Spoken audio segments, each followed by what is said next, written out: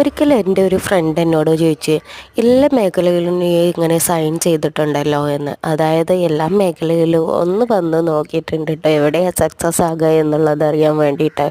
Motivation സ്പീക്കറായിട്ടും ടീച്ചറായിട്ടും diary സെല്ലിങ്ങിൻ്റെ കൂടെയും അങ്ങനെ ഒരുപാട് വർക്ക് ചെയ്തതിന് ശേഷമാണ് ഞാൻ ഈ ഒരു വർക്ക് ഏറ്റെടുത്തത്, അതായത് ഫാഷൻ ഡിസൈനിങ്. അപ്പോൾ ഇതെനിക്ക് എൻ്റെ വീട്ടിലിരുന്നിട്ട് തന്നെ ചെയ്യാൻ പറ്റും എന്നുള്ളൊരു വിശ്വാസത്തോടെയാണ് ഞാൻ ചെയ്തത് കേട്ടോ. നമ്മുടെ മക്കളെയൊക്കെ നോക്കി നമുക്കുള്ള ഫ്രീ ടൈമിൽ ചെയ്യാം എന്നുള്ളതുകൊണ്ട്.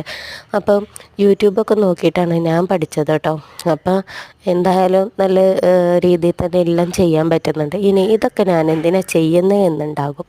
സത്യം പറഞ്ഞാൽ പ്രവാസിയായിട്ടുള്ള ഒരു ഭർത്താവിനെ കൂടെ നിർത്തണം എന്നുള്ളതും കടങ്ങളില്ലാതെ സന്തോഷമായി ജീവിക്കണം എന്നുള്ളതും കഴിയുവാണെങ്കിൽ പലരും കടം കൊണ്ടും വലയുന്നുണ്ട്. അവരെ എന്തെങ്കിലും കൊടുത്ത് സഹായിക്കണം എന്നുള്ള